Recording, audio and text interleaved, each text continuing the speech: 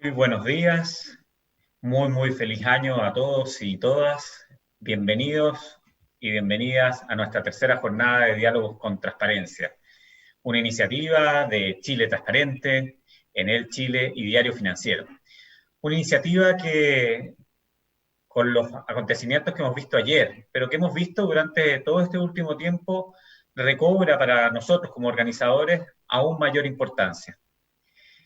Estamos en un momento donde lamentablemente los populismos han emergido, donde discursos como que se vayan todos, que las instituciones no sirven para nada, que tenemos que efectivamente rodear a las instituciones para que finalmente tomen las decisiones como nosotros las queremos, con líderes que asusan a las masas, con redes sociales muchas veces que traen el anonimato, incluso llegan a la amenaza, y también a tratar de efectivamente conculcar algo que nos ha costado tanto y que sobre todo nosotros los chilenos sabemos que cuesta tanto cuidar, como es la democracia. Y la democracia tiene en sus cimientos el diálogo. Y el diálogo no significa que yo voy a tratar efectivamente de convencer totalmente al otro, o de que mis ideas van a ser finalmente las que van a triunfar del todo, sino que significa encuentro, significa poder entender desde dónde el otro está hablando, desde dónde yo estoy hablando, para que podamos efectivamente llegar a un acuerdo que busque el bien común. Y en Chile tenemos esa posibilidad maravillosa de encuentro en un proceso democrático que ha sido apoyado por la mayoría de los chilenos. Y en marco de ese proceso, y en el marco también de nuestros propios conflictos, de nuestro propio deterioro democrático, de los propios errores que se han cometido, es que nace Diálogos con Transparencia. Y Diálogos con Transparencia hoy día quiere hablar y quiere invitarnos a conversar de un tema que es fundamental para el desarrollo de cualquier país, y más de un país como el nuestro, que muchas veces están dependientes de otros en tantas materias. Y vamos a hablar hoy día específicamente de la energía de Chile del presente, pero también del futuro verde, de las oportunidades que se abren y cómo también tenemos que darle un marco de estabilidad, un marco efectivamente que permita el desarrollo de estas tecnologías más verdes y que también le abren tanta oportunidad a Chile. Pero también ver dónde van a estar esos recursos, quiénes los deben administrar, cuál tiene que ser el rol del Estado, cuál tiene que ser el rol de la empresa. Y con total apertura es que hoy día hemos generado este panel nuevamente de lujo, a quienes les agradezco el que estén hoy día. Hoy día vamos a tener en el panel a Nadia Valenzuela, que es la ganadora del año 2019 del Premio Internacional Global Teacher Prize, a Ricardo Bochart, quien es el director de la WWF en Chile, al senador Guido Girardi y a la investigadora de Libertad y Desarrollo, Macarena García. En un panel que estará moderado por nuestro media partner y a quienes aprovechamos de agradecer a través de Andrés Pozo, que es el editor de empresa del Diario Financiero, que hoy día va a tratar de incentivar este diálogo y este encuentro. Pero para poder comenzar, como siempre, queremos algunas palabras introductorias, algunas palabras de marco, y quiero dejar con ustedes a Paolo Palotti. Él es el gerente general de Enel Chile. Paolo, te doy la bienvenida y te dejo el Zoom para que podamos empezar este tercer Diálogos con Transparencia, el primero del año 2021. Bienvenido, Paolo. Muchas gracias, Alberto. Buenos días a todas y todos. Buenos días a nuestros invitados y a todas las personas que están conectadas. Bueno, introducir un panel tan importante con personas que tienen un rol tan importante en este sector es un desafío. Hablar de energía de Chile, del presente, del futuro verde, para mí es también una ocasión para desarrollar un poquito lo que es una trayectoria que Chile está viviendo hoy y de cómo se va moviendo en los próximos años. Hablamos del presente. El presente ya tiene clara cuáles son las características y la trayectoria futura del sector de la energía de Chile, pero también global, porque los trends son bastante delineados, bastante claros. Hay un trend de descarbonización que se ve juntos con salida de plantas con tecnologías más viejas, más contaminantes, y con el ingreso de renovables. Es un trend que es a nivel global y Chile fue pionero y hoy es a la vanguardia de esto. Están liderando este tipo de cambio con la descarbonización, con la salida de verdad de las plantas, con el desarrollo de las renovables. O sea, haciendo un ejemplo de Enel desde el 2019 con el acuerdo para la descarbonización del sector eléctrico con el Ministerio de la Energía y también con su plan de desarrollo de renovables, desarrolló muy claramente los objetivos. Y al final del 2019 hemos hecho la primera salida de planta a carbón, una salida de verdad, es decir, la planta se cerró, definiendo también un estándar de transición energética justa, donde todas las personas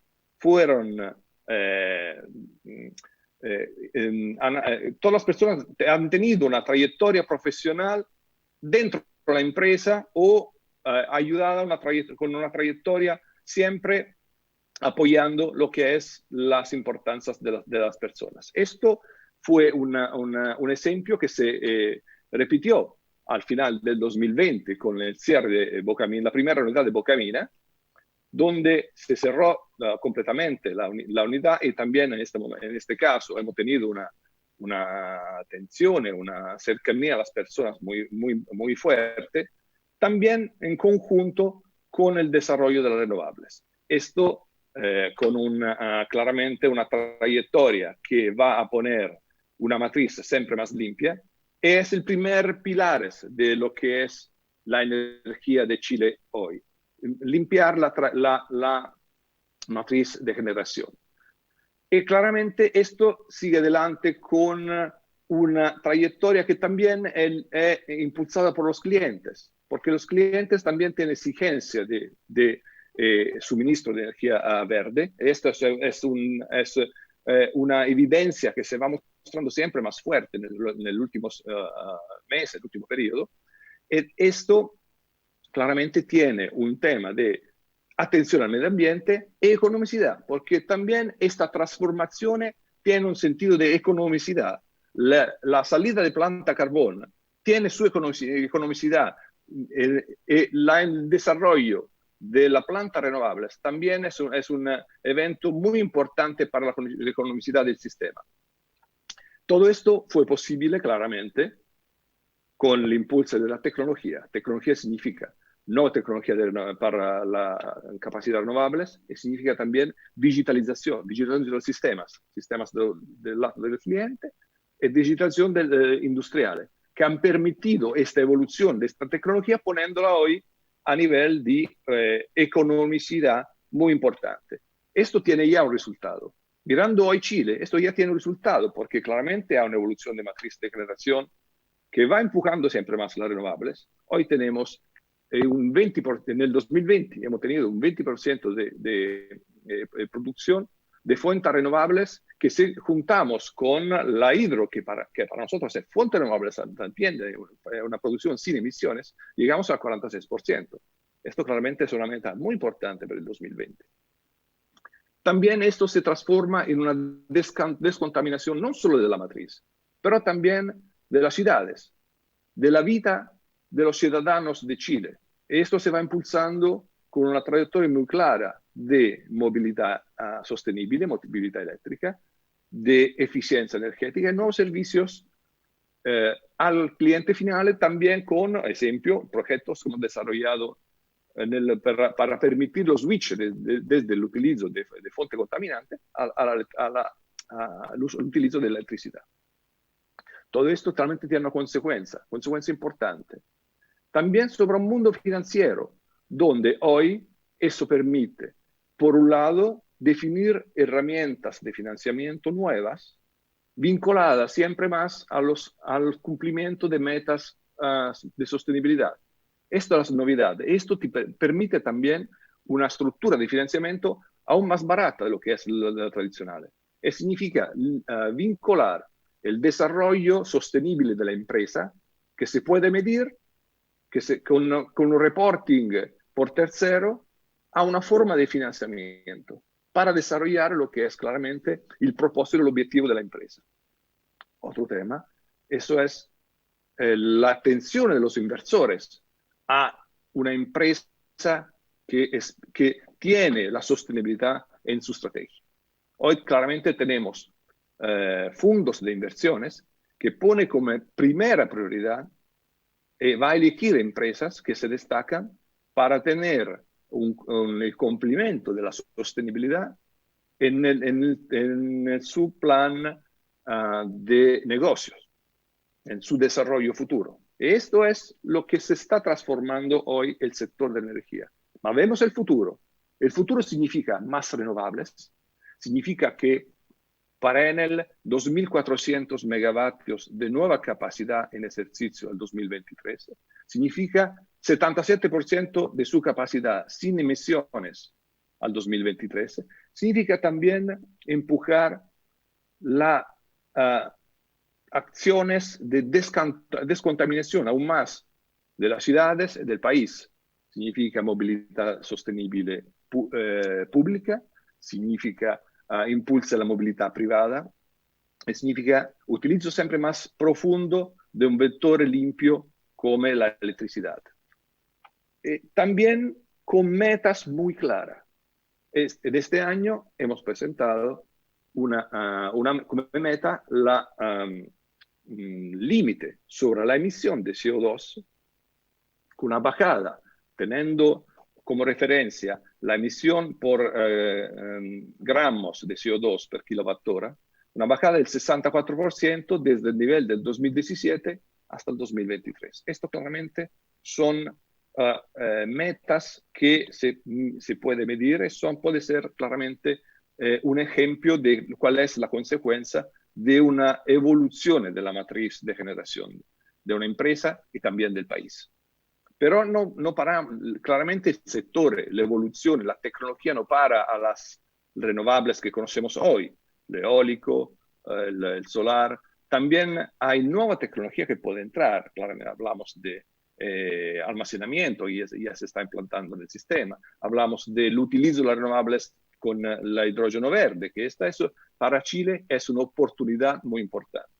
Una oportunidad que se necesita monitorar con atención para ver la evolución de la innovación, del desarrollo y de la modificación de los procesos industriales de las empresas para crear, por un lado, demanda de este hidrógeno verde, porque claramente hablamos de hidrógeno verde producido con el utilizo de energía de las renovables, y por el mismo sentido, la evolución tecnológica de los electrolizadores que permitirá también un precio competitivo de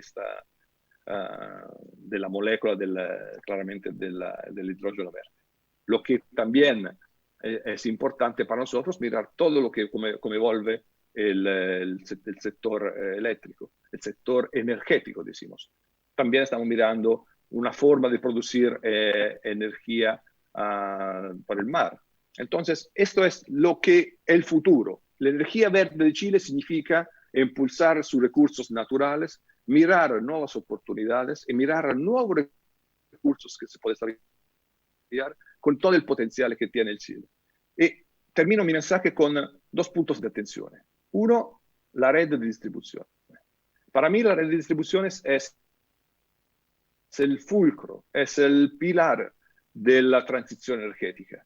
Entonces necesita ser evoluta, digital, permitir activar los nuevos servicios, tener un nivel de calidad elevado para encontrar las necesidades de los ciudadanos y anticipar también lo que puede ser necesidades futuras. En el mismo sentido, el sistema necesita permitir todo lo que he hablado hasta ahora.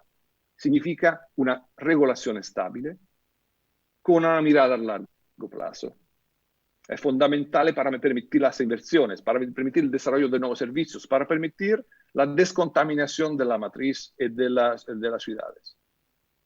En el mismo sentido, claramente, tener siempre menos burocracia, porque claramente la burocracia es contra el desarrollo de los proyectos. Claramente se necesita un proceso mucho más ágil que permite llegar en tiempos adecuados al cumplimiento de las inversiones. Y último, esto lo destacó también Alberto, tener una mirada no de corto plazo y no populista cuando se pone en marcha acciones que impactan un sector tan vital para el país como el sector de la energía.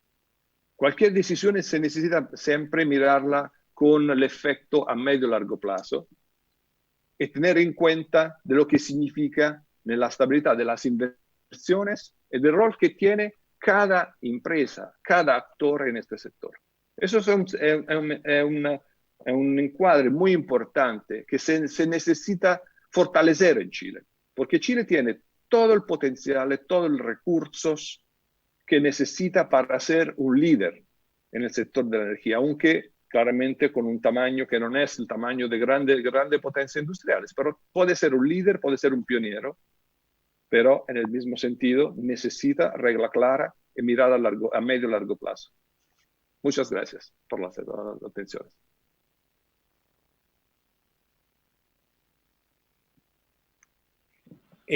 Ahora vamos a partir con un panel. Yo le quiero dar la bienvenida, bueno, ya las presentó Alberto, a Nadia Valenzuela, a Macarena García, a Ricardo Bochar, bueno, y a Alberto también que nos está acompañando en el panel.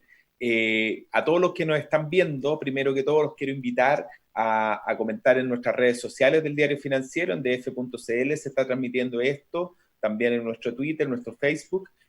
Pueden ponerle también el hashtag Diálogos Transparencia para enviarnos sus preguntas, sus comentarios. Nosotros felices de que podamos crear acá una conversación en torno a un tema que es un poquito árido muchas veces, muy técnico, pero que tiene una bajada en los territorios, tiene una bajada en distintas partes del país, y en la cuenta que te llega a la casa en todos lados tiene una bajada súper concreta. Entonces es importante que se aborden todos estos temas. Y yo quería partir con una pregunta a Macarena, un poquito para introducir esta conversación. La idea es que nos podamos ir interrumpiendo, podamos ir generando una conversación. Es ¿cómo estás viendo tú de un centro de estudio, ¿cierto?, de LIDE, que ha evolucionado toda esta discusión en torno a las políticas energéticas, a la energía en general, más allá de la matriz, digamos, ¿cierto?, en un ambiente social que está un poquito movido, digamos, donde el tema energético pareciera no ser muchas veces el foco, pero sí tiene una importancia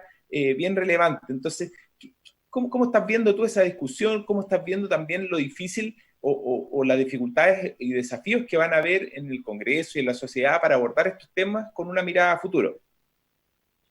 Bueno, antes que nada, yo quería agradecer por esta invitación a Enel, a Chile Transparente y al Diario Financiero.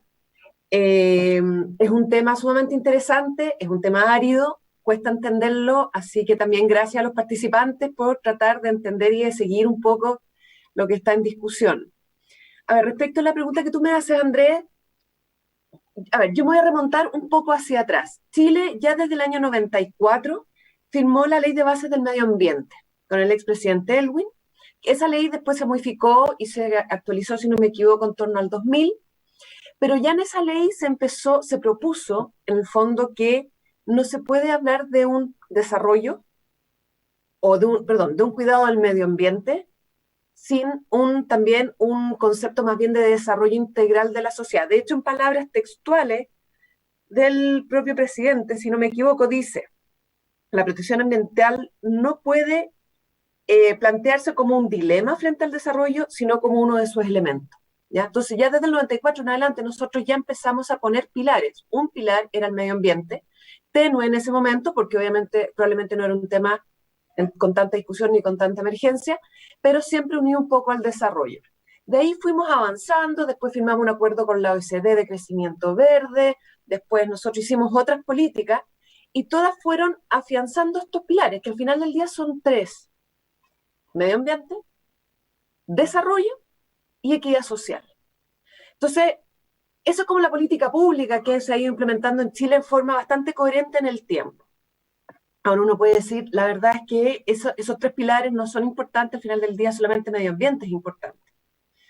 Pero resulta, entonces no hay que preocuparse del medio ambiente, incluso sacrificar crecimiento, sacrificar temas sociales para mejorar el medio ambiente. Y lo que uno ve ahí es que, por ejemplo, Chile lleva 7 años con un crecimiento sumamente bajo, estancado, y uno puede ver la realidad social, o sea, a la gente, a la comunidad, porque todo esto por la gente, por la comunidad, obviamente que le interesa el medio ambiente, pero también necesita desarrollo. Entonces, ¿qué es lo que uno ve en el Congreso, lamentablemente? Que estos 3 pilares que venían estando sólidos se habían ido solidificando en el tiempo a través de las distintas políticas que se fueron tomando y los compromisos que toman las distintas autoridades en el tiempo. Resulta que hoy día podremos decir que por populismo, o podremos decir por desinformación, o por quieren ser benevolentes, pero con un lado un poco miope probablemente, lamentablemente están solamente poniendo el pilar y afirmando el pilar del medio ambiente a costa de crecimiento y desarrollo y a costa de la parte social. Y eso es lo que nos preocupa, porque hoy día preocuparse solo del medio ambiente va a traer consecuencias en los otros 2 pilares. Y el problema es que en ese momento ya va a ser demasiado tarde, porque no es automático, no es instantáneo. Entonces hay mucha preocupación por el camino que está tomando el Congreso. No hay cómo darles a entender las implicancias que esto tiene en todos los niveles, no solamente en el medioambiental.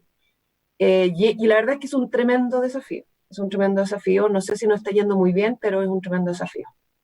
Sí, lo que tú dices, el tema de compatibilizar todos estos campos genera temas. Ricardo, tú que estás en una organización que justamente defiende el tema del desarrollo sustentable, ¿cierto? Del cuidado del medio ambiente, ¿cómo ves también esta problemática, estas tensiones que se generan en las discusiones parlamentarias, pero también en la sociedad y en el territorio, digamos?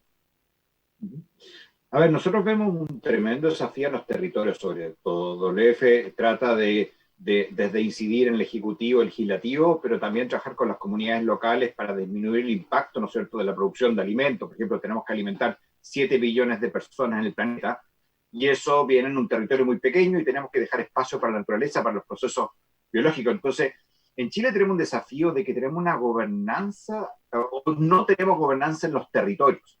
Y recordemos que los territorios son plásticos, depende del proyecto.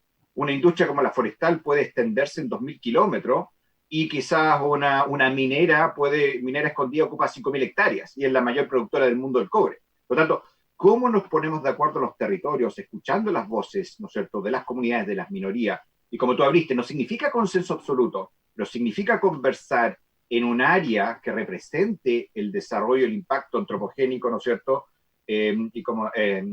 y es un desafío. Y creemos que el proceso constitucional puede ser un buen momento para hacer estas conversaciones. Hay proyectos, por ejemplo, que ocupan, no sé, una central hidroeléctrica puede ocupar 3 comunas, y 3 comunas con distintos colores políticos. Por lo tanto, la unidad política que tenemos hoy día en los territorios, que es la comuna, que es la más chica, puede no ser suficiente para tener esa discusión en los territorios. No sé, la acuicultura, ¿no es cierto?, son 2 regiones, lugares muy apartados, y creemos que ahí tenemos que hacer muchas cosas de conversarlo.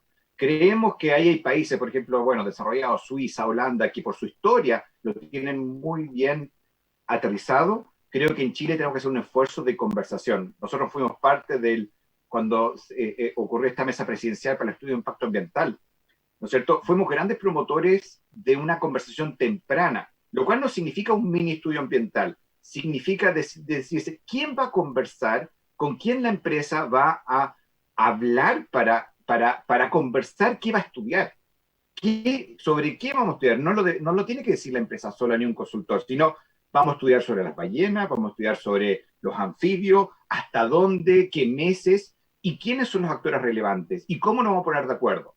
Y eso creo que es una etapa temprana que nos falta para insertar los proyectos energéticos principalmente, que son de alto impacto, ¿no es cierto?, para conversar los territorios. Creo que ahí tenemos una gran falencia en Chile, y como del EFE venimos hace 10 años tratando de impulsar una conversación del territorio, porque es importante escuchar las voces de las personas del territorio, pero bajo un proceso de gobernanza, ¿no es cierto? Y que esté claro quién tiene una voz en el territorio y quién no, porque en el fondo puede ser una persona que pasa de vacaciones, nomás tiene la misma voz que una persona que vive ahí, y si un modo de vida dependen, ¿no es cierto?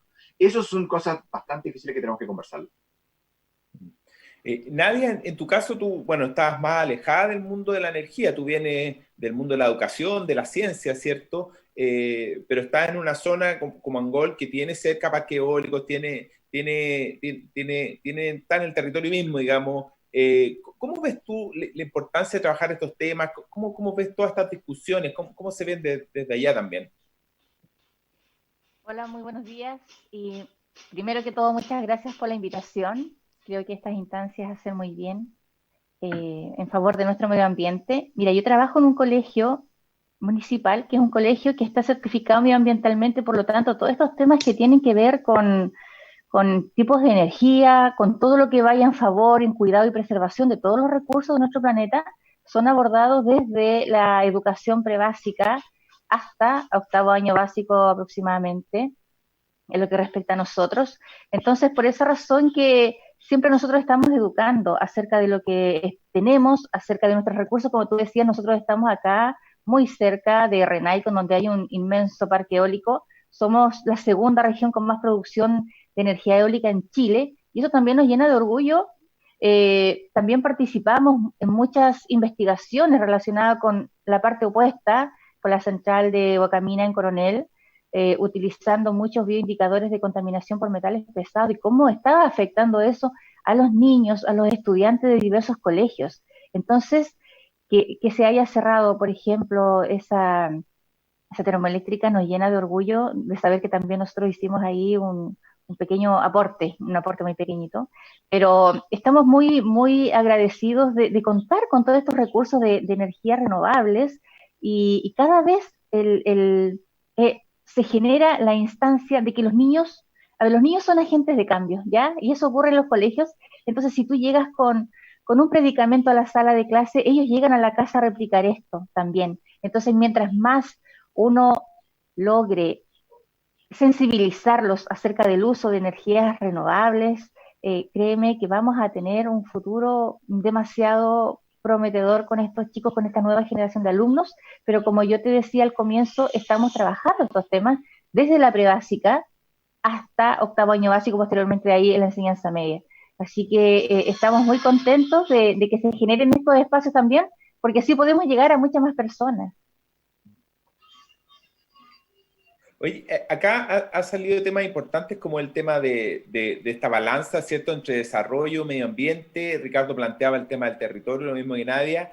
¿Ustedes ven que falta, digamos, una institucionalidad más fuerte o no? Digamos, tenemos el Servicio de Evaluación Ambiental que ha ido empoderándose, ¿cierto?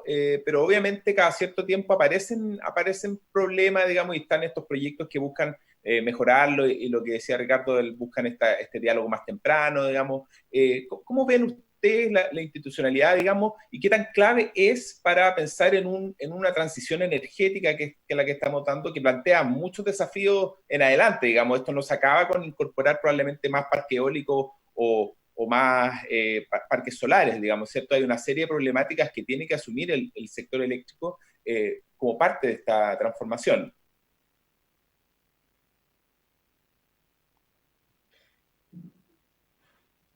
Ricardo, no sé, yo por lo menos... Sí, ahora sí. No lo hemos conversado, pero el hidrógeno verde, por ejemplo, creo que es una tecnología súper interesante, con muchas ventajas, y ha estado en varios paneles, está muy en la prensa, pero lo que pasó un poco quizás en su momento con la hidroelectricidad, que no porque sea bueno para el planeta, necesariamente va a ser aceptado por los territorios. Y quizás algo con el viento también ha pasado fuerte, y el solar.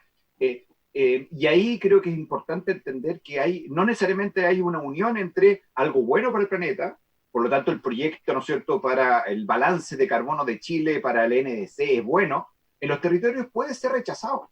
Y yo creo que esas son las conversaciones, el switch que tenemos que conversar, ¿no es cierto? Lo vimos cuando hicimos la línea de transmisión, la última línea de transmisión, para traer energía solar del norte a Santiago, tuvo varios conflictos en ciertos puntos. Y si necesitamos otra línea de transmisión, aunque sea buena para el NDC, esa discusión en los territorios, y ahí es donde nos falta una gobernanza, un director de orquesta del Estado, que el único que puede convocar a los territorios y puede decir, usted no es actor.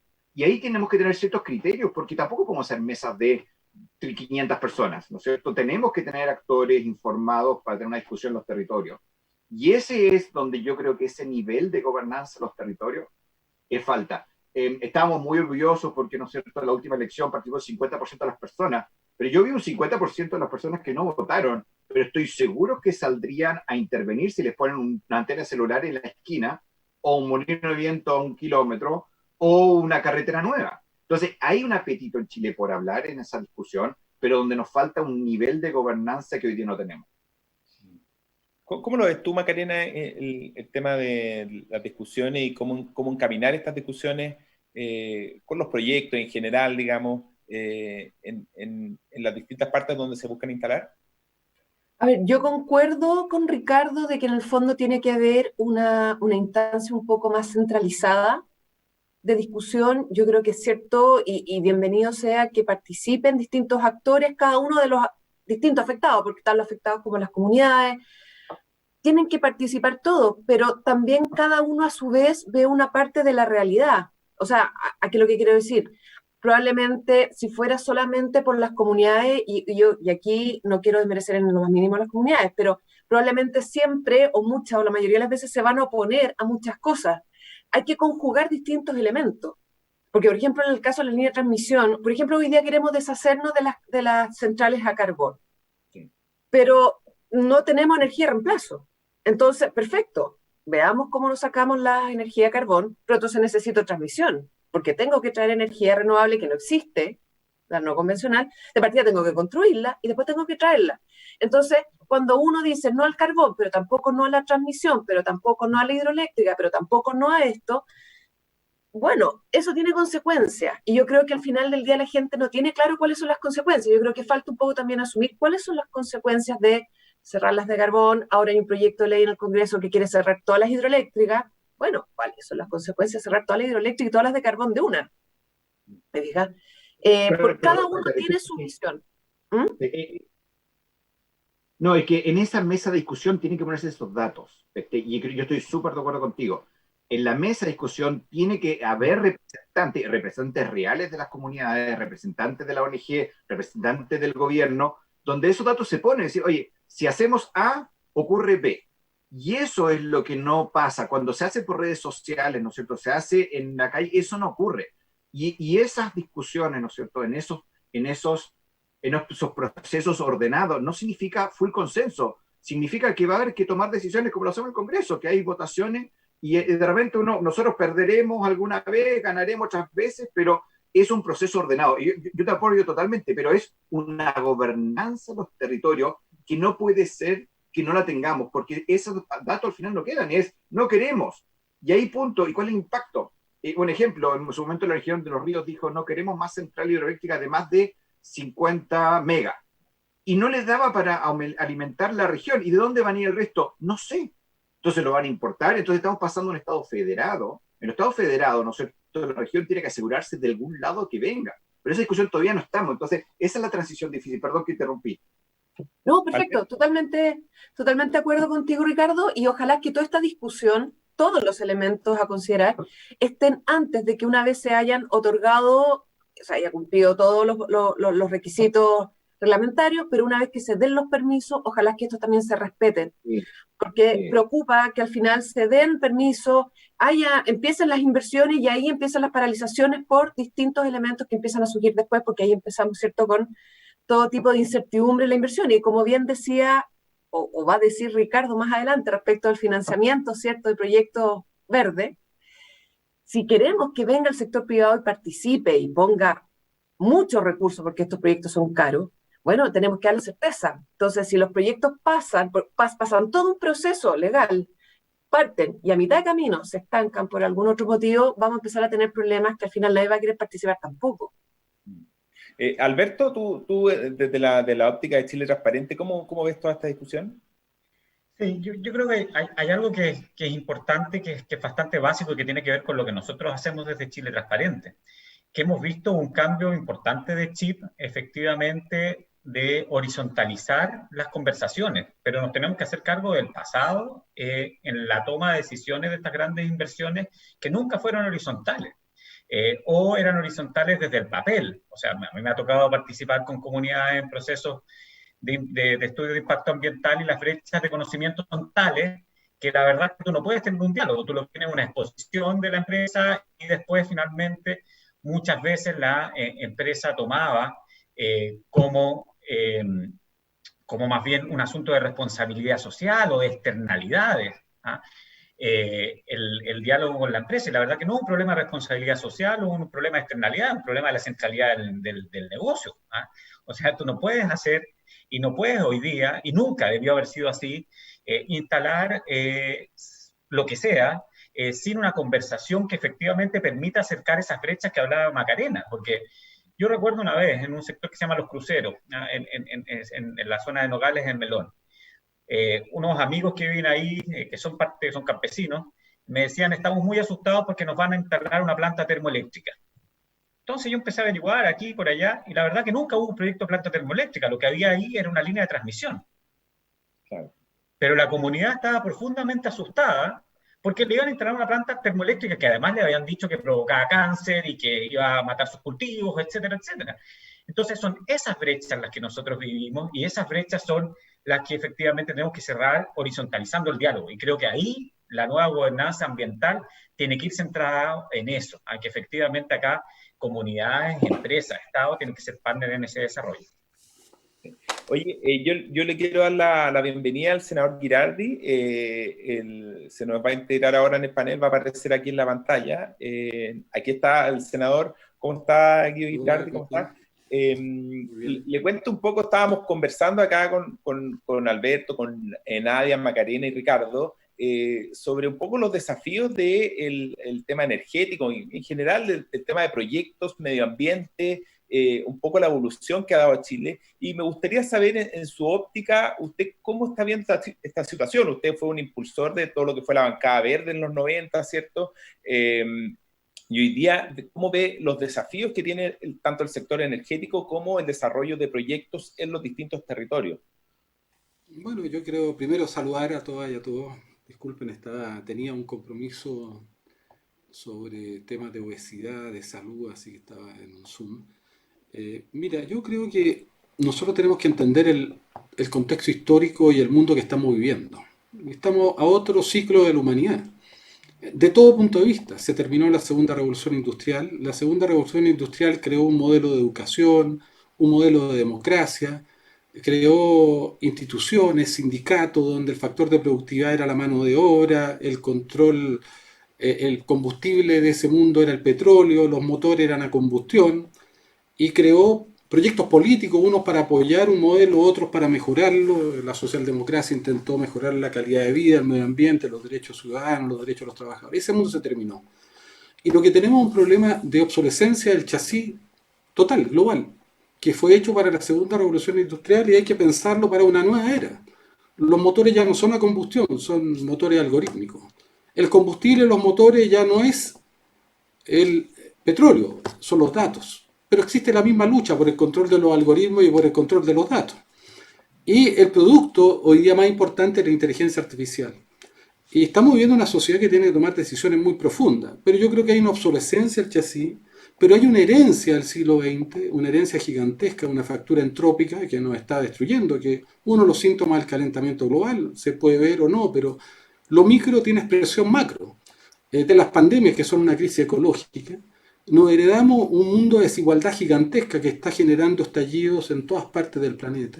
Si tú juntas la crisis ecológica, la crisis de desigualdad, la obsolescencia de las instituciones y de la democracia, que es lenta cuando estamos viviendo una era tecnológica que va a velocidad exponencial, donde la democracia va siempre detrás, demora 10 años un consenso y los cambios tecnológicos son, yo diría, van a ser casi segundo a segundo, te genera un problema de nueva realidad. Ahora, ¿qué es lo que me pasa a mí? Nosotros, la Comisión del Futuro, en este momento tenemos a 200 científicos y académicos trabajando en distintos proyectos, que se llama una plataforma Chile tiene futuro. Y yo estoy convencido que Chile tiene oportunidades que jamás tuvo en el pasado y dependen de nosotros. O sea, no tuvo en el pasado. Chile puede ser la potencia, mira, Chile le puede dar energía a todo el planeta. Eso ha dicho Carlos Rubio y todos los premios Nobel expertos en energía que han venido. Solo el desierto de Atacama le podría dar más de 20 terras de energía. O sea, la energía de consumo de todo el planeta podría salir de Chile. Y nosotros tenemos el mayor potencial solar y además eólico. Y el hidrógeno del futuro de la humanidad. Y a Chile el hidrógeno le puede resolver todo porque puede hacer minería verde, desalar. El hidrógeno tiene mayor poder calorífico que tiene la benzina y que tiene el petróleo. El doble. ¿Te das cuenta? O sea, luego vamos a tener una crisis alimentaria porque tenemos que alimentar 10.000 millones de personas. La alimentación saludable no va a poder venir de los territorios continentales, porque va a haber sequía, van a haber aluviones, los mares van a ser los lugares de cultivo para el futuro. Nosotros, académicos, hoy día trabajando en cómo diversificar, no solo producir salmón, que además se ha hecho mal, sino cómo producir alga, loco, chorito, congrio, corvina, y producir los mejores alimentos, porque tenemos el mejor mar del mundo, porque tenemos la corriente Humboldt que genera turgencia y una temperatura que hace que este ser mar uno de los más interesantes del planeta. ¿Cómo hacemos eso en nuestra oportunidad? Chile es el observatorio del universo, pero estamos trabajando con NASA un proyecto para que seamos el explorador del universo, porque en Chile se pueden poner los impulsores de rayo láser para impulsar justamente estas nanonaves que van a explorar el universo, que pueden alcanzar el 20% de la velocidad de la luz, porque una nave convencional para ir a próxima vez se demoraría siglos, y esta se demoraría 20 años. Entonces, si uno va mirando Chile, Chile puede ser una potencia forestal, debería serlo. 35% de nuestro territorio solo tiene vocación forestal. No sirve para nada más. La agricultura ha hecho algo increíble, porque Chile tiene solo 6% de su territorio arable, y los suelos de calidad tipo 1 son un poquito más del 1%. Pero Chile debiera hacer toda la vivienda social con madera de alta tecnología, tan dura como el acero, pero 20 veces más liviana, pero que tiene una garantía. En el mundo, donde no vamos a poder usar energías fósiles, el cemento es un gran emisor de CO2 y la madera es un gran capturador de CO2. Si yo tomo un pedazo de madera, el 40% de su peso es carbono secuestrado o sea retirado a la atmósfera. O sea, y así yo podría hacer una historia, y esto tiene que ver con la vocación de los territorios, tiene que ver con apuesta. Ahora, esto requiere un chasis moderno. Y requiere terminar, porque Macarena decía algo que tiene razón, pero ella está viendo el síntoma y no está planteando la causa. ¿Por qué en Chile existe la incertidumbre? En Chile existe la incertidumbre porque tenemos una institucionalidad vieja, obsoleta, mañosa, permeable, que no tiene ninguna legitimidad. Entonces, cuando resuelve la institucionalidad ambiental, da lo mismo.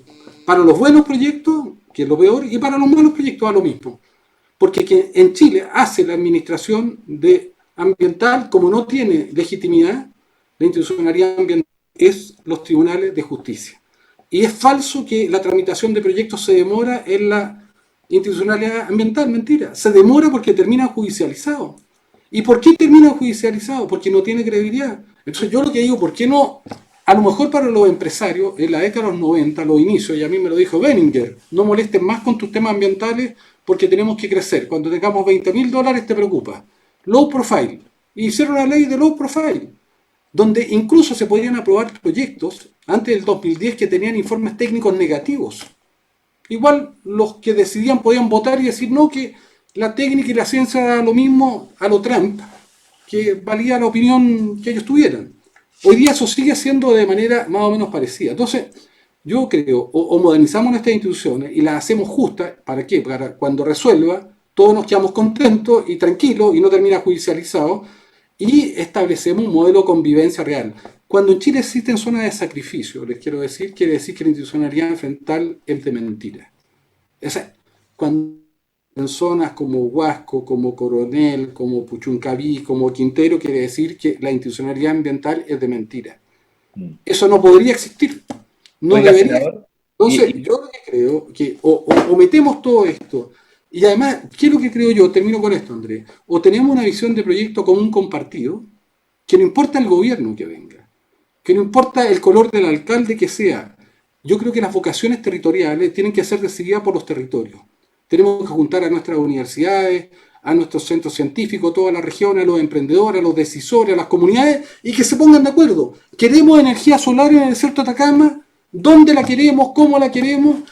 Eso se transforma en un consenso que es común compartido, y finalmente el proyecto País de Chile es la suma de todos los grandes consensos de los territorios, pero que sea de abajo hacia arriba. ¿Por qué? Porque si no hay una visión común compartida y no hay una aposta, que viene un gobierno que vuelve a poner en cero y quiere hacer todo de nuevo, no podamos. Entonces, o ponemos una escala de un proyecto que tiene un sentido de posta, que está consensuado, o yo pienso que Chile se va a perder esta oportunidad gigantesca que tiene. Ahora, si tú disminuyes los presupuestos de ciencia, como está haciendo, los presupuestos en educación superior, si tenemos 0,35%, 0,34% de inversión en ciencia, olvídate de todo esto, porque lo que estamos hablando es dar un paso al futuro y entender que la ciencia y el conocimiento, y que nuestras oportunidades son la mejor defensa que tiene Chile. Macarena, tú que fuiste ahí un poquito aludida por el senador, ¿estás de acuerdo con el análisis que hace él? De un poco... Yo veo que hay una parte que estamos más o menos de acuerdo, que es el tema que la institucionalidad necesita una mejora. Ahora, no sé si tan radical o tan profunda como la que plantea el senador, o cómo lo ves tú, digamos. Buenas tardes, senador. Buenas tardes. Buenos días. Buenos días, todavía. En general, yo creo que coincidimos bastante. Es cierto, yo no me pronuncio respecto de la regulación que existe hoy día. Probablemente tiene que ser todo es perfectible, y en eso sería yo creo que sería equivocado pensar que estamos en la mejor legislación y en la mejor situación y no hay nada que hacer, todo lo contrario. Pero lo que sí, totalmente de acuerdo que hay que modificarla, pero lo que sí, que una vez que se establezca, efectivamente, y ahí con esa nueva regulación, una vez que estén funcionando los permisos, que se haya cumplido todo el trámite, ojalá que de ahí en adelante no entren nuevamente o judicializaciones o las comunidades, porque las comunidades debieron haber entrado antes. A eso es lo que me refiero. Más allá si es esta legislación o la que viene. Tiene que haber certidumbre en algún momento del proceso para que los inversionistas partan o las inversiones partan. Pero yo creo que tengo dos, no sé si diferencias, pero por lo menos dos dudas respecto a lo que usted comentó. Y es que yo creo que difícilmente lo que tiene que ver con regulación ambiental vamos a llegar a un consenso. O sea, yo creo que todos los actores tienen que participar, eso no me cae ninguna duda, porque todos son relevantes, todos tienen una visión del final de cómo los afecta, pero pensar que podemos llegar a consensos, yo creo que es difícil. Por lo tanto, siempre va a haber alguien que va a estar más a favor de un tipo de legislación o un tipo de arreglo versus otros que van a sentirse más perjudicados. Pero bueno, ese es el proceso democrático. Obviamente que hay que llegar y en algún minuto hay que zanjar, y de alguna forma hay que zanjar, y ese es el proceso. En eso no estoy completamente de acuerdo. Y lo otro que me preocupa es que cuando solamente es de abajo hacia arriba, las comunidades tienen visiones parciales, y es un poco lo que comentábamos antes. No es que no sean importantes, pero al final del día pasa un poco lo que conversamos antes. Si yo por un lado quiero cerrar la central de carbón, me parece totalmente de acuerdo que hay que cerrarla. Por otro lado, hay gente que quiere cerrar las hidroeléctricas. Por otro lado, no quieren dar los permisos para la transmisión. Entonces, claro, cada uno viendo sus propios, o sea, alguien tiene que estar más de arriba, como comentaba Ricardo, tiene que haber al final del día una gobernanza un poco más desde arriba, porque si solamente las comunidades definen definen sus destinos, cuando hay elementos que son políticas a nivel de país, como lo que es la electricidad o la energía, no vamos a llegar, menos acuerdos vamos a llegar ahí, y vamos a tener más problemas y más consecuencias negativas al final, especialmente lo que tiene que ver con electricidad. Por eso que está bien que yo creo que intervengan las comunidades, pero en algún minuto alguien tiene que hacer la visión más transversal y desde arriba, y tomar una decisión con algún mecanismo que podremos pensar, lo que a lo mejor no tengo idea cómo, pero que solo las comunidades decidan, me preocupa un poco. Nadia, ¿tú cómo lo ves? Porque tú también haces un aporte de la ciencia. Hoy día la ciencia, los datos duros, digamos, deberían jugar un rol importante. Uno pensaría en la evaluación de proyectos, en la definición de la matriz energética, de muchas cosas, digamos. ¿Cómo ves tú toda esta discusión? Me parece muy interesante, principalmente los datos que dio el senador, el aporte también de Macarena. Yo creo que como país hay que tomar ya las riendas de esto, y si tú observas que a diario están bajando considerablemente todos los apoyos que le están mandando a toda la parte, a los científicos. Como decía también el senador, nosotros tenemos muchos potenciales como país, pero si no tenemos el apoyo, si no tenemos, cada vez se nos pone el camino más cuesta arriba. Yo hago ciencias también desde mi vereda, estoy haciendo un aporte a todo lo que son investigaciones medioambientales acá relacionadas con el medio ambiente, con todo el impacto que ha generado desde la implementación, como yo te hablaba, de este parque eólico que tenemos acá en Renaico, pero también uno tiene que ver las partes positivas de todo esto, ¿ya? Las partes negativas y la parte positiva, y eso también llevarlo dentro del aula, trabajarlo, pero para eso, para que se siga apoyando desde la base, desde, no sé, la primera infancia, necesitamos que se creen políticas de una vez y que esas políticas vayan en favor y en bien del crecimiento mancomunado de todo nuestro país. Entonces, de verdad que cuesta un poco comprender todo esto, pero necesitamos que de una vez por todas se comprenda de que hay que invertir en ciencias, porque la pandemia nos ha dejado en claro, o sea, a futuro vamos a necesitar mucho más científicos, y qué mejor que esta ciencia vaya enfocada a todo lo que tiene que ver con este tema de energías renovables, con la implementación respetuosa también de todos estos tipos de parques eólicos, de parques solares, donde tenemos mucho potencial. Entonces, ojalá tuviésemos todo el apoyo, ojalá tuviésemos el respeto también. Yo trabajo acá en una comunidad indígena, entonces es todo un tema, también visto desde la cosmovisión mapuche. Es un tema muy profundo, entonces en realidad necesitamos políticas claras, profundas, en el menor tiempo posible. ¿Ves que se está tomando en cuenta los aportes, no sé si llamarlos científicos necesariamente, pero en el fondo el aporte técnico? Porque muchas veces vemos discusiones donde el aporte técnico pasa efectivamente a un segundo lado, o sea, y esto no es solo en la energía, sino que en muchas políticas públicas uno ve que muchas veces las convicciones personales de las personas, digamos, le ganan a la evidencia que te muestra el dato, digamos. Entonces, ¿cómo convivir con eso? ¿Cómo balancear esos temas? No se toma mucho en cuenta, no se toma mucho en cuenta, lamentablemente. Ricardo. Andrés, pero el problema tiene que ver también con las vivencias. Cuando tú tienes comunidades que se despiertan todos los días con mal olor, por los planteles de porcinos o los planteles de pavos, y estoy hablando de Montenegro, estoy hablando de La Ligua, estoy hablando de comunidades de la sexta región, y tú ves los datos de los expertos, y los expertos te dicen, sí, nosotros hemos bajado los olores muchísimo.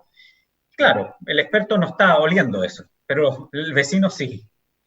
Y esa brecha hay que cerrarla en algún minuto, porque no es justo, no es digno, y aunque los expertos lo puedan explicar bien, no te da la solución a la persona. Entonces, ¿cómo hacemos que esa gobernanza funcione?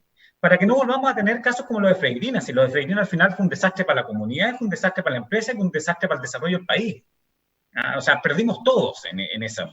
Perdió la empresa y perdió la comunidad.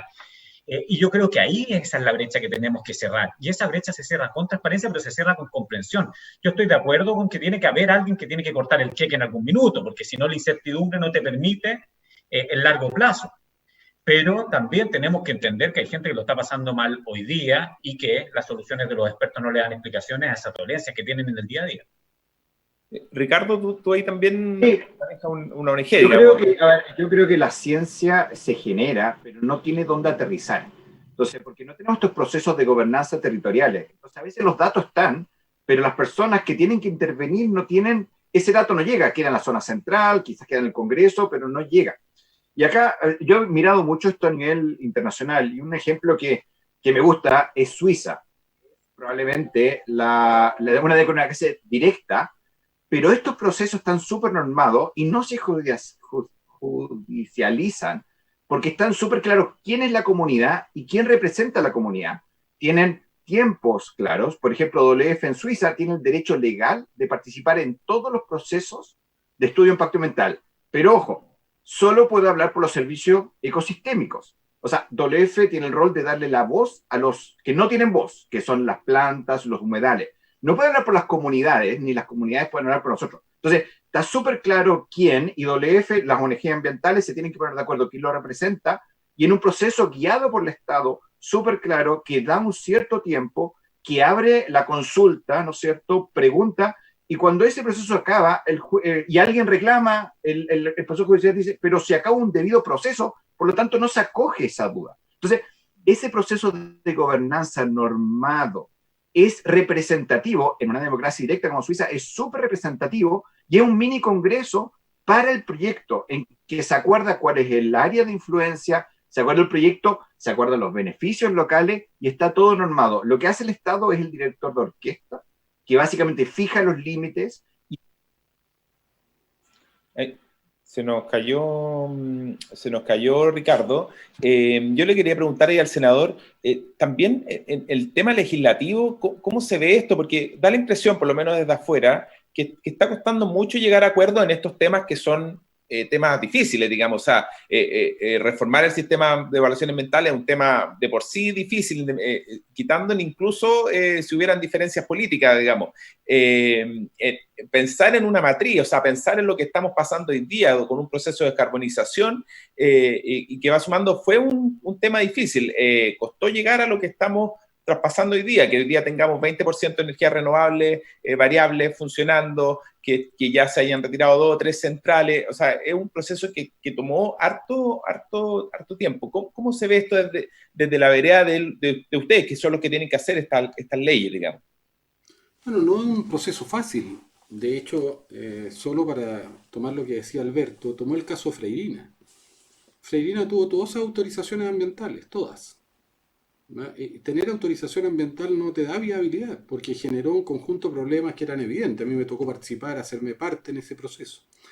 Pero si yo miro, por ejemplo, los proyectos que se han aprobado, mira, Pascua Lama, Castilla, Barrancones, AgroSuper, Hidro Aysén, Dominga, Celco, todos proyectos aprobados por la institucionalidad ambiental, ¿y dónde están? Detenidos por los tribunales de justicia. ¿Por qué los detuvo los tribunales de justicia? O sea, ¿la Corte Suprema actuó violando la ley o violó la ley, creen ustedes, el debido proceso administrativo? Es evidente. Lo que estamos diciendo, eso ha constituido una institucionalidad sin ninguna legitimidad hoy día. Yo participé en el caso Celco, presenté un recurso de protección en el año 98 y lo perdí. Y le Celco, oye, es un error hacer una planta de papel en un humedal, porque después vino la muerte de los cisnes. Era evidente, porque hacerlo en un humedal, basta que caiga una gota de contaminante que se iba a difundir. Bueno, tú sabes que después, hablando con la empresa Angelini, bueno, ellos reconocieron que había sido un error. ¿Te das cuenta? Y que no debieran haber hecho eso. Era ilegal, no se puede intervenir los humedales, están protegidos por la Convención de Ramsar. Pero a pesar de eso, daba lo mismo en ese tiempo, porque era más importante, entre comillas, el desarrollo, etcétera, etcétera. Entonces, yo lo que creo que tenemos que avanzar ahora. ¿Cuál es el punto? En el año 2010 la presidenta Bachelet hizo una reforma. Nosotros presentamos 1000 indicaciones y las perdimos todas porque la presidenta Bachelet prefirió hacer un acuerdo con la UDI. Lo digo claramente, ¿sabe? Para decir que esto no es solo un tema de un gobierno, es una lógica. Pero esa lógica está demolida hoy día por todos los problemas que estamos viviendo, por los problemas, los estallidos de las comunidades, y las comunidades son los chilenos y las chilenas. O sea, yo también quiero decir que cuando se habla de comunidades, ¿quiénes son las comunidades? Cualquiera de nosotros puede ser comunidad. Si te ponen frente a ti un basural, ¿por qué una comuna de Tiltil va a tener 2 relaves, va a tener todos los basurales, va a tener las 2 cárceles y además tiene un acopio de 4.800 toneladas de residuos, un tráfico de residuos peligrosos que hizo Noemi, que fue un traficante internacional de residuos peligrosos, ¿no? Y se los dejó botados ahí para siempre, cancerígenos. Los mismos yo denuncié los de Arica, Noemi trajo con Refimet y están ahí. Y más encima ahora le quieren poner a ciclo. ¿Les parece justo? ¿Aceptarían ustedes tener eso frente a su casa? ¿Aceptarían ustedes vivir frente a un basural? Además, está Portland, la empresa de cerdo, que a veces no se puede respirar en Montenegro, como decía Alberto. Bueno, entonces, yo digo, ¿eso es justicia territorial, equidad? No lo es. Entonces, ¿qué es lo que tenemos que avanzar? Tenemos que avanzar en una legislación, yo estoy de acuerdo con Ricardo, una legislación ambiental que sea más dura, pero que cuando resuelve y se termina. Debido proceso, no es un árbitro saquero. Entonces, yo quiero que planteo que se pongan por delante los criterios técnicos. Si tú cumples con el criterio técnico, apruebas. Si no, apruebas cuando cumpla el criterio técnico, pero esto no puede ser como si yo fuera a sacar licencia a conducir, no apruebo el psicotécnico, no apruebo la conducción, me dan igual la licencia a conducir y me dicen resuélvalo después. Eso es lo que ocurre hoy día. Eso no sirve. Ahora, respecto a lo que yo, Macarena, si nosotros tenemos desconfianza en la comunidad, no vamos a lograr nunca nada. Yo no estoy hablando que solo la comunidad resuelva, lo que estoy planteando es un modelo donde en cada territorio defina no solo la comunidad con sus empresarios, con sus parlamentarios, alcaldes, concejales, organizaciones sociales, pero también con su mundo científico, que se pongan de acuerdo, que construyan y definan qué quieren hacer con ese territorio. En eso tiene que ser de abajo hacia arriba. Luego tendrán que haber leyes y nosotros vamos a tener una posibilidad gigantesca a la nueva constitución para establecer el medio ambiente como un derecho. Hoy día no lo es. Tiene que ser medio ambiente sano, tiene que de verdad estar garantía, tiene que haber derechos para la naturaleza. Yo he presentado proyectos de ley para reconocer los derechos de la naturaleza, los animales, cuesta mucho. Chile no tiene una ley de delito ambiental, ahí está, el gobierno no la quiere apoyar. ¿Y por qué es importante que haya una ley de delito ambiental? Porque va a ser preventiva. Porque si un gerente de una empresa sabe que puede tener una sanción penal, no va a hacer lo que hicieron los gerentes de Corfo o los de Enami de contaminar la bahía de Quintero como lo hicieron. Si hay evidencia, nosotros hicimos un juicio penal que mostró que los gerentes abrieron las válvulas para lanzar emisiones contaminantes. Eso no lo van a hacer porque hoy día paga nadie. Y si una empresa tiene una multa, la paga la empresa y una multa irrisoria. Pero cuando haya sanción penal, yo te aseguro que lo que pasó en Osorno con la planta sanitaria no hubiera pasado. Porque el gerente, sabiendo que él tendría consecuencias penales, hubiera ido a ver que había un sistema de combustible que estaba al lado de la toma de agua. O sea, yo fui director del SEMA, fui juez sanitario. Era evidente que si tú pones tambores de petróleo al lado de donde está la captación de agua, se puede caer un tambor o puede romperse el estanque y va a contaminar a toda la ciudad. Era de sentido común, pero no la vio nadie. ¿Por qué? Porque no está lo mismo. Entonces, yo creo que tenemos que ponernos de acuerdo. Todos los proyectos que ha enviado el gobierno son para desregular. Había una propuesta inicial de modificar el sistema de evaluación de impacto ambiental que no pasó nada. Yo hablé incluso con los representantes de las organizaciones mineras que estaban de acuerdo. Hoy día, esto es un campo minado para las empresas, para las inversiones con certeza. Es como el oxígeno, por favor. Tengamos una legislación que sea justa. Estamos dispuestos a que nos exijan más, pero que cuando cumplamos no tengamos que estar años en la Corte Suprema, en la Corte de Apelaciones, en los tribunales ambientales. Eso es lo que pasa hoy día. Entonces, yo prefiero que nos pongamos de acuerdo de verdad en una legislación seria, que sea justa, que sea equitativa, que permita el desarrollo. Yo quiero que Chile sea líder mundial en hidrógeno. Yo quiero que Chile sea líder mundial en madera, vivienda social y todos los edificios se hagan en madera. Yo quiero que seamos líderes mundiales en acuicultura. Pero esto necesita de ciencia y necesita un Estado moderno. No solo en esto, en todo. Un Estado interoperable, digital, no burocrático. Hoy día un pequeño emprendedor quiere hacer algo en este país. Yo digo, está devastado. Mira, aunque quiera hacer un pequeño emprendimiento. Entonces, también es un problema mucho más generalizado y yo creo que o nos ponemos en serio en esto o nos vamos a farrear oportunidades que tiene Chile que son gigantescas. Macarena, ¿tú querías aportar algo en la discusión? Para que no quede como yo estoy o planteo irnos en contra de las comunidades, yo en ningún caso estoy planteando irnos en contra o que no haya que confiar en las comunidades, en lo más mínimo, para nada.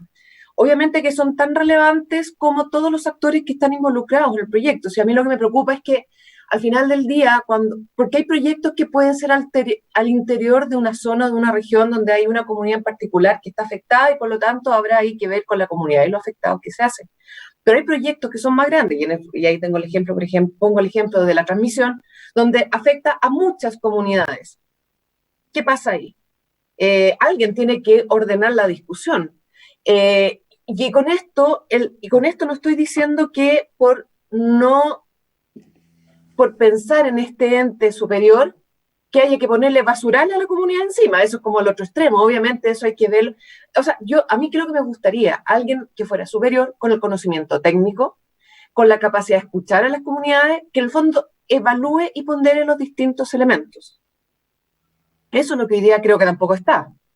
pero darle todo el peso a cada una de las comunidades, que puedo ser yo también o podemos ser nosotros, pero darnos el peso solamente a nosotros o principalmente a nosotros, pone en riesgo un montón de elementos. Y de hecho hoy día en el sector eléctrico, que hay que hacer un montón de definiciones importantes, me preocupa un poco que en base solo a las comunidades, porque hay elementos técnicos de por medio, que yo no sé si las comunidades al final del día, porque son gente involucrada, las comunidades pueden ponderar adecuadamente todos los elementos. No le estoy quitando en ningún caso la importancia, pero hay más elementos además que considerar y me gustaría que alguien lo hiciera. Que no me den la responsabilidad a mí de tener que elegir si yo quiero o no quiero la línea de transmisión, o a nosotros, porque creo que se requiere mucha más información y discusión que solamente lo que puede presentar una comunidad. Y ese ente a lo mejor decidirá algo a la comunidad, bienvenido sea, pero que pondere todos los elementos. Los quiero llevar un poco. Perdón, Andrés, pero eso es la institucionalidad ambiental, ese ente es la política ambiental, ese ente es la institucionalidad, que representa el interés del país como en su conjunto, el bien común, y que tiene que articular todos esos distintos intereses. Eso es lo que tiene que haber y que tiene que ser justo, transparente, técnicamente adecuado, no vulnerable, no al servicio de ningún interés en particular, sino al servicio de un bien superior. Eso es. Entiendo que hay cierto consenso.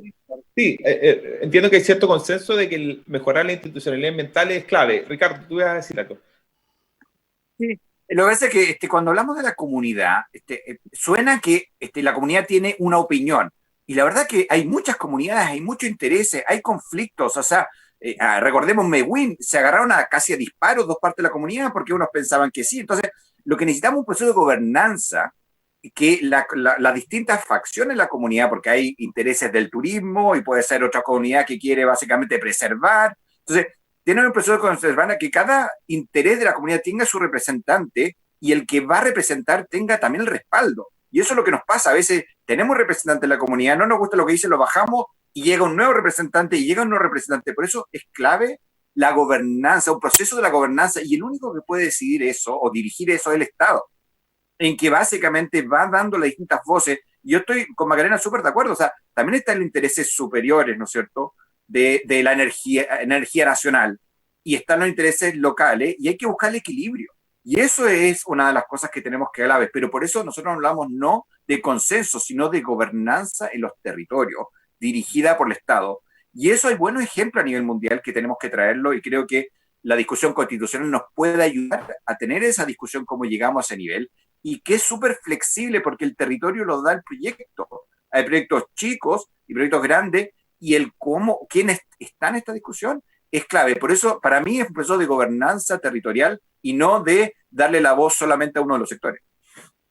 Perfecto. El tema constitucional nos abre una puerta para varios dolores que tiene el país, digamos. O sea, es una oportunidad que no sé si cómo lo ven ustedes, pero no sé si esta oportunidad de encontrarnos en una nueva constitución va a dar para todos los detalles de todos los temas que hay sobre la mesa, digamos. O sea, está el tema, obviamente, pensiones, el tema medioambiental, obviamente, energético, no sé si va a tener cabida. ¿Cómo ven ustedes ese espacio que se está generando?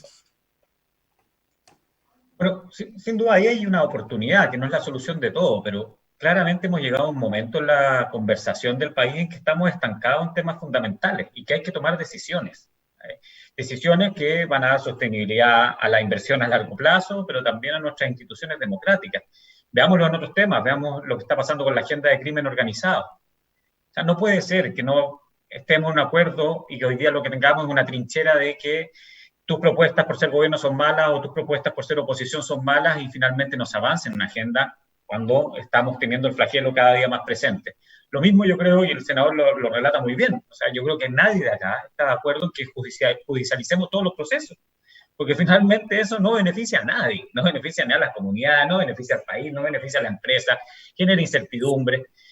Y eso lo venimos hablando ya hace cuántos años, ¿no? Y no hemos logrado destrabar. Entonces creo que el proceso constitucional nos puede ayudar a destrabar algunos temas. Todos los temas no lo creo, pero también el Parlamento sigue funcionando. Y creo que hay un rol importante de ir destrabando esas discusiones. Hoy día los procesos que no se han podido destrabar en el último tiempo y que lamentablemente finalmente estallan de otra forma, como lo hemos visto desde el 18 de octubre. Macarena. Bueno, mire, yo pienso que hay una oportunidad muy importante para construir para el sistema político. Es el problema que yo creo que los cambios que hablamos al inicio, de la obsolescencia de las instituciones, de que este chasis institucional ya no está conteniendo, no está gobernando, no tiene gobernanza sobre el futuro, porque el desarrollo está haciendo fuera del alcance de las instituciones. La era digital también cambia la concepción de humanismo liberal. El humanismo liberal sobre el cual se sustentaba el siglo XX y la democracia representativa era que el ser humano era la fuente de origen y de sentido de todas las cosas, que era quien mejor podía decir por quién votar, decidir qué pareja elegir, qué arte ver. Y estamos viviendo, o qué consumir, y estamos viviendo un mundo donde la era algorítmica le está disputando al ser humano el decidir, le está disputando su decisión primero de sentido de vida. La era digital un poco te empuja a decir, mire, haga mesurable todos los aspectos de su vida, póngalo en el gran flujo de datos y un algoritmo le va a decir qué hacer, cuál es su sentido de vida. Ya están cambiando las elecciones como Cambridge Analytics, o incluso 40% de los americanos están eligiendo por Tinder. Es decir, le entregaron a un algoritmo lo que era más propio del humano, que era el amor, que uno diría, si había algo propio del humano era eso, pero ya Tinder aparentemente es mejor que el humano para algunos, o cada vez estamos más neuroprogramados para consumir. Hay aplicaciones como Happify que en el fondo te está construyendo felicidad de diseño algorítmico. Tus experiencias van a ser hechas por diseño algorítmico. Entonces, cuando uno empieza a vivir en ese mundo, yo pienso que tenemos que adecuar todas nuestras instituciones. O sea, por ejemplo, el chasis institucional de Chile es obsoleto. Yo no solamente critico la Constitución de Pinochet por su origen, sino porque no le sirve al futuro de Chile. Por ejemplo, debiera ser el derecho a Internet, debiera ser un derecho humano garantizado, porque los que no tengan Internet en el siglo XXI no van a estar en el mundo, porque el nuevo territorio que vamos a habitar es el ciberespacio. Ese territorio tiene que tener regulaciones. Google, Facebook no pueden hacer lo que quieran, no pueden capturar tus datos. Tus datos, aun cuando tú les digas que no te pueden geolocalizar, no pueden hacer cambios de conducta o intervenir en tu cerebro sin que tú se lo consientas. No pueden ser dueños monopólicos los datos porque van a ser dueños del mundo. Entonces, no pueden ser monopolistas, no hay competencia, no pueden privatizar Internet. O sea, requerimos que no sea la ley de la selva. Es como si hubiéramos vivido una revolución industrial sin ninguna regulación, ni sindicatos, ni nada, ni derechos laborales. Entonces, cuidado, yo digo que se requiere también pensar en este mundo nuevo, cómo se regula la era digital, pero al mismo tiempo reponer derechos que no fueron suficientemente bien establecidos, derechos ecológicos al medio ambiente, la naturaleza. En Chile la salud no es un derecho. En Chile la educación no es un derecho. En Chile la previsión no es un derecho. En Chile el agua no es un bien nacional de uso público. Está privatizada. Único país, o de los pocos países en el planeta, donde el agua, un recurso escaso, fue privatizada en el año 80. No es un bien nacional de uso público. Entonces, yo digo, donde los territorios no tienen derecho, no tienen soberanía, no hay reconocimiento de los pueblos originarios. O sea, hay muchos temas que yo creo que tenemos que... Y en otros, bueno, tendremos que avanzar y ponernos de acuerdo, pero yo creo que hay una oportunidad gigantesca para poder avanzar. Pero yo estoy de acuerdo en algo con Alberto. Yo tampoco creo que podamos tener un poco la ingenuidad de pensar que solo los cambios constitucionales nos van a resolver todo. No es así. O sea, yo puedo decir la salud es un derecho. Ok, pero ¿cómo hago para reformar el sistema de salud que hoy día tiene déficit gigantesco de financiamiento? Hoy día no basta decir que es un derecho para que las personas adultos mayores no tengan que estar 4 horas, 5 horas esperando que le den un medicamento en la fila, o para que se terminen los 2 millones de personas que tenemos en lista de espera. Estoy hablando de que habían antes de la pandemia, ahora deben ser más, pero entonces hay que también asociar esto a voluntad real de construir instrumentos más equitativos. Si este no es un ecosistema que cambie, esto es un ecosistema. Si yo digo salud es un derecho, educación es un derecho, ¿sabes lo que tengo que hacer? Una reforma tributaria. ¿Por qué? Porque el nivel de tributo que teníamos antes de la pandemia, que son 20 puntos del producto, está hecho para una sociedad que no tiene derechos. En Francia la carga tributaria es 46 puntos del producto. ¿Por qué? Porque es una carga tributaria que es parte de un ecosistema donde en ese país la salud, la educación son derechos garantizados y por lo tanto requiere de una carga tributaria. Entonces, independientemente si el prestador es público o privado, ni siquiera me meto en eso. Entonces, esto requiere de una visión ecosistémica y yo creo que es bien importante poner estos como mandatos, estos grandes lineamientos de lo que queremos y el deseo de la sociedad que es la Constitución, pero después tenemos que ir a traducir eso en acciones concretas y reales, que no es fácil. Oye, antes de ir cerrando, le doy las gracias a Nadia que se tuvo que ir antes del cierre, por si acaso, porque ahí están viendo su foto, por si no está opinando, para que sepan. Macarena, ¿cómo ves tú el tema constitucional? ¿No abre una puerta o no? A ver, yo creo que obviamente nos abre una puerta, pero también nos abre riesgos. Yo creo que hay que ser consciente de los riesgos que abre, pero obviamente es una oportunidad. A mí me preocupan algunas cosas respecto del proceso, ya sea tema medioambiental o el tema que queramos poner.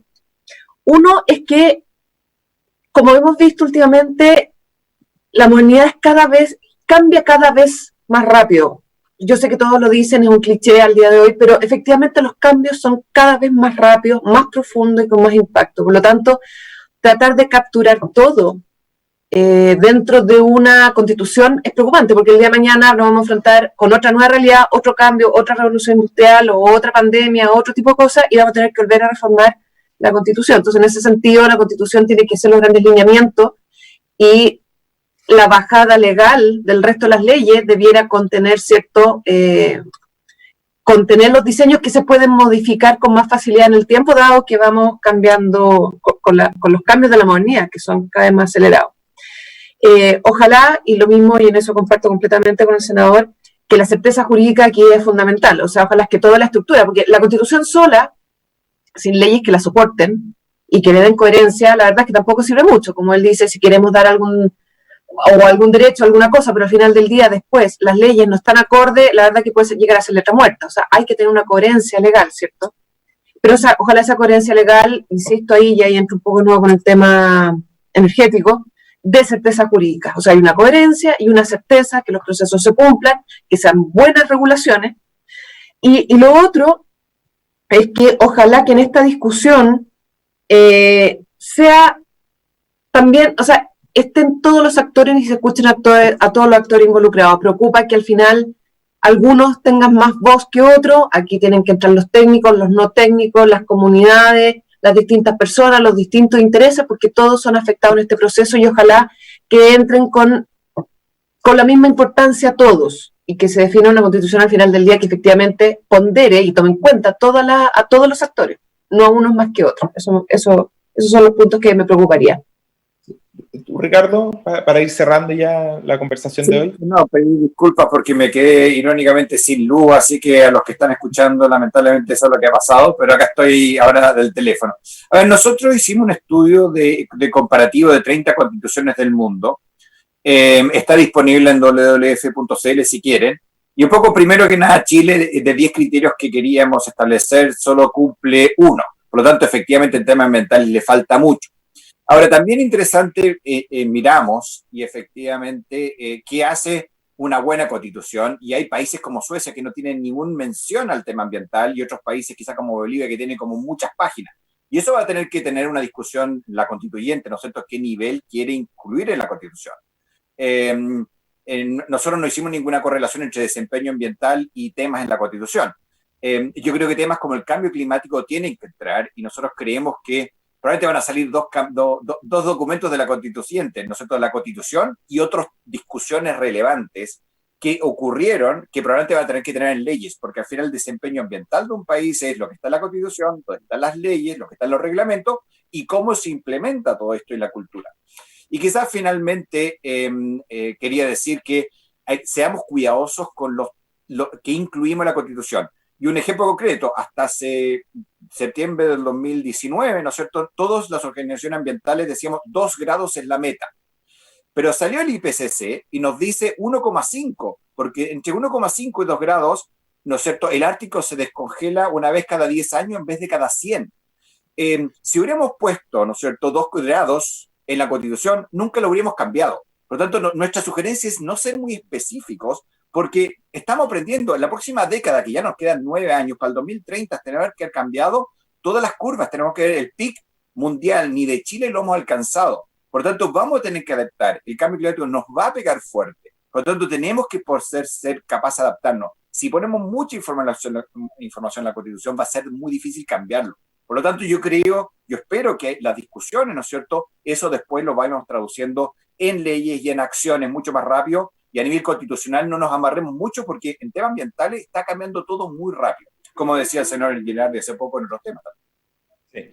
Oye, yo le quiero dar las gracias a todos ustedes, senador, Macarena, Alberto, Ricardo, bueno, a Nadia también y a la gente en él también que están en la organización de este encuentro. Creo que pudimos hablar hartos temas, hubo visiones contrapuestas, que yo creo que es lo importante, que se sinceren, ¿cierto?, las discusiones y podamos tratar de buscar puntos en común, y donde no haya puntos en común, bueno, no es tan problemático siempre que lo podamos buscar caminos de encuentro y caminos de salida y de diálogo. Yo creo que es súper importante para lo que viene para el país, para los momentos que estamos viviendo. Así que muchas gracias por participar en este encuentro de diálogos con transparencia. Muchas gracias a ustedes por la invitación. Muchas gracias. Muchas gracias. Que tengan un muy buen día. Y no sé, Alberto, tú me dices, ¿vienen más encuentros a futuro o no? Sí, claro, estamos en la mitad del ciclo, vienen 3 más, el próximo el día 21 de enero, y después ya retomamos en marzo con el resto de los diálogos de transparencia, tocando distintos temas. Así que muchas gracias y agradecer también a las miles de personas que nos están viendo. Afortunadamente los diálogos han sido muy bien recibidos por muchas personas y ojalá los tengamos también en nuestras casas, en nuestros entornos, porque esa es la idea. Perfecto, muchas gracias a todos por participar y quedan cordialmente invitados para el 21 de enero, entonces a otra sesión de diálogo con transparencia.